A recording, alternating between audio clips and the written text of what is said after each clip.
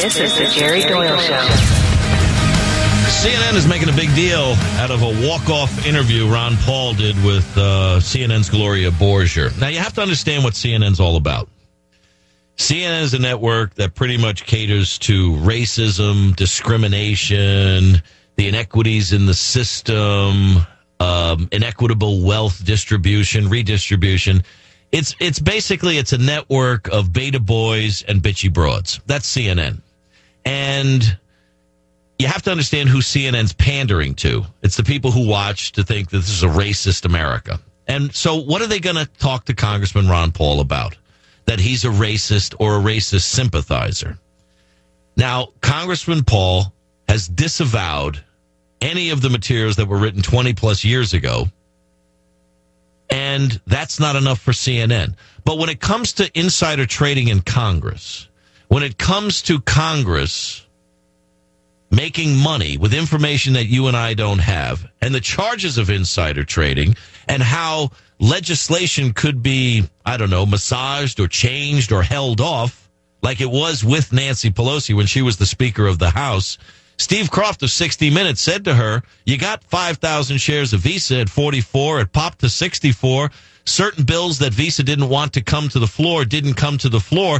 Do you think that there's any kind of impropriety here, any problems that people might see with Congress trading on inside information? This is what Nancy Pelosi said. But it's not true, and that's that. And that was it. It was done. That's all they needed to hear at CNN. That's all they needed to hear at the Washington Post or the LA or the New York Times.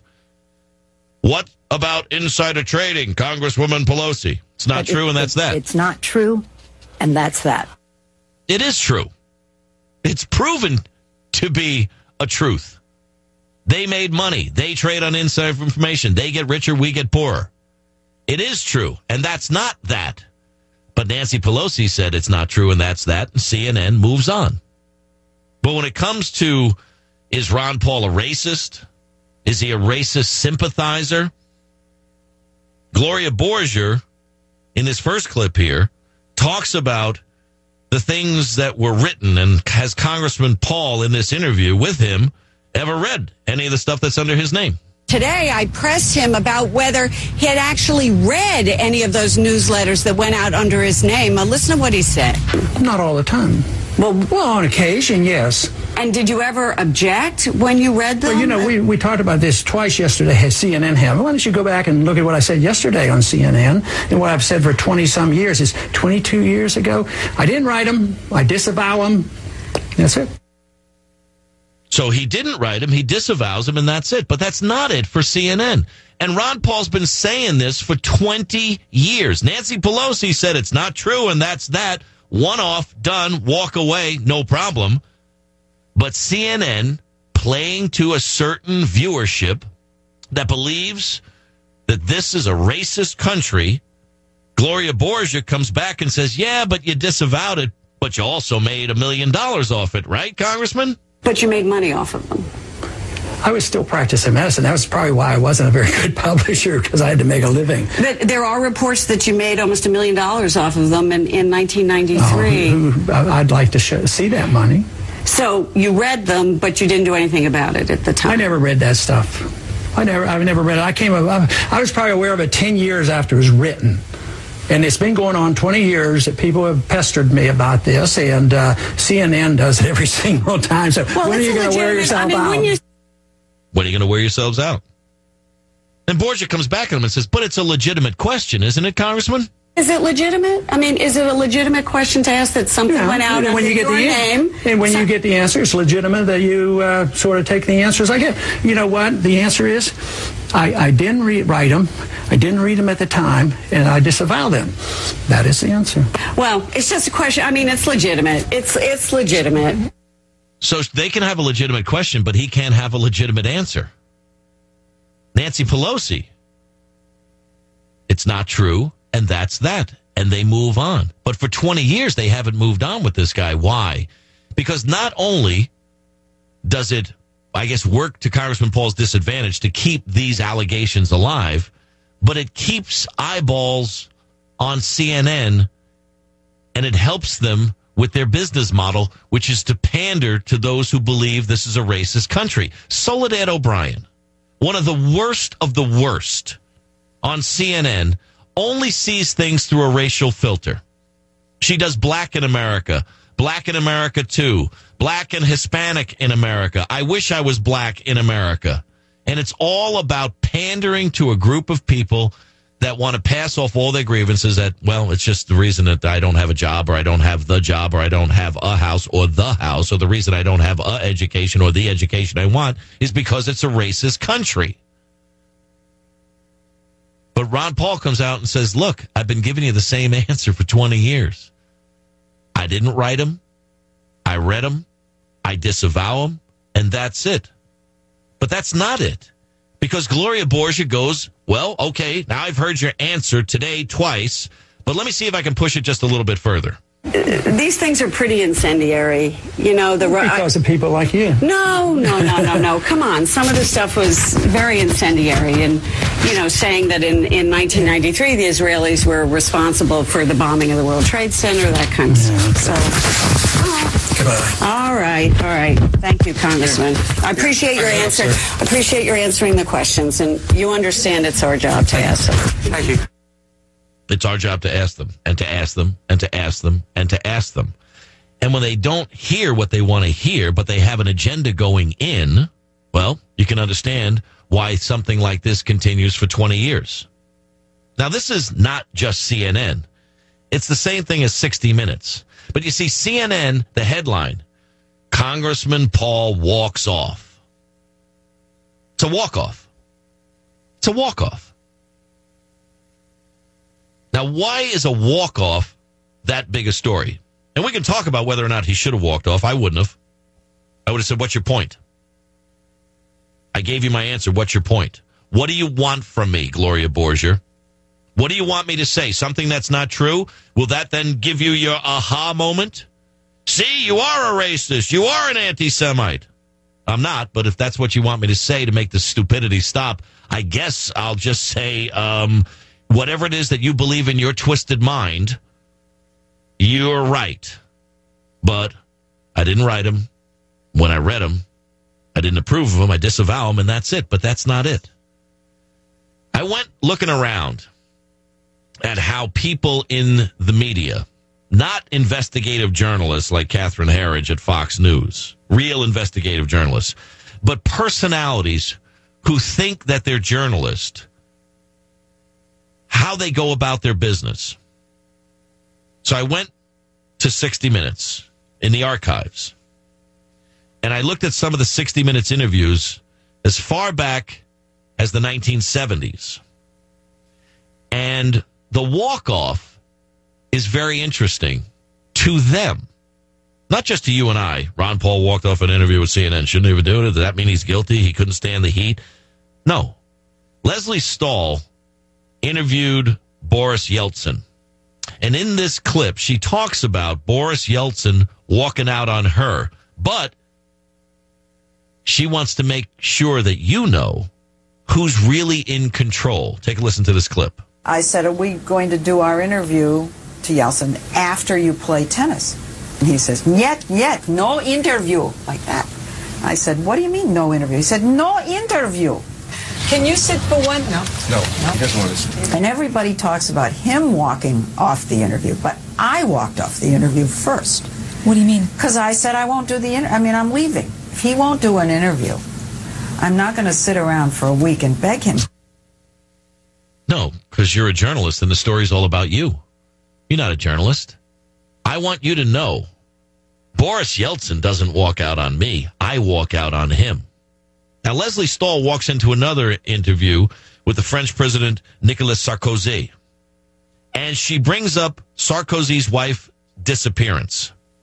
Now, listen to how Leslie Stahl talks about how a walk-off with Sarkozy benefits her. Since we've been here, it seems that every day we're hearing another story about your wife. What's going on? If I had something to say about Cecilia, I would certainly not do so here. But there's a great mystery. Everybody's asking. Even your press secretary was asked at the briefing today. No comment? He was quite right to make no comment, and no comment. Thank you. Sarkozy decided the interview was over. Tu es vraiment un enfant. Pourquoi? Okay. You know, I was just in Europe on a different story, and I'm somewhat famous in Europe because of that. People say, you're the girl who did the interview with Sarkozy. It's all about you, Leslie, isn't it? It's all about you. You know, I was just over in Europe, and people go, oh, you're that lady that got the walk-off with Sarkozy. You're the lady that got the walk-off with Leslie Stahl. Gloria Borgia, you're the lady who got the walk-off with Ron Paul. Now, is the walk-off important? Listen to Steve Croft talk about when you get someone to walk off.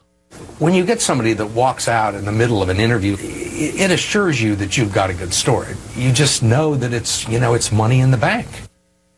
It's money in the bank. Do you understand, folks, what we have for supposed journalism today? It's money in the bank. The walk-off. I was looking around at walk-offs, not just in politics, but also in sports, and I came across this piece of audio. This was August 7th, 2009. Alex Rodriguez just hit a walk-off home run in the 15th inning of the Yankees versus the Red Sox. Did you hear what he just said? YouTube tomorrow. I got it. YouTube. Oh, that's going to be an awesome video, baby. Awesome. Awesome. It's going to be awesome. The guy is at the game. It's not about the Yankees hitting the walk-off home run to beat their arch rival, the Boston Red Sox. It's not that he was there to watch it happen. It was that he is going to be famous because he's going to get that on YouTube. And he got 353,564 views of his video of someone else's home run at a game that he could care less about. That's the game that we see in politics today. The gotcha, the walk-off. How can I make me, Gloria Borgia, Leslie Stahl, or Steve Croft more important than the person I'm talking to? More important than the president of France, Nicolas Sarkozy? More important than Boris Yeltsin? More important than Ron Paul? More important about anything other than themselves? How about the truth? How about the story? But when they become the story, we lose. Because we don't get the story. We get the walk-off, and they get more famous. Jerry Doyle. It's amazing. Nancy Pelosi says it's not true, and that's that. And we know that Congress trades on inside information. We know her net worth went up 61% last year. We know she got stock we couldn't. We know she gets information we don't. She was asked about it, and she said it's not true, and that's that. Ron Paul says, what about that racism charge? And he says, I read it, I disavow it, and that's it. Unfortunately, that's not it, but we know what it is now. Stick with me. Jerry Doyle. This is the Jerry Doyle Show.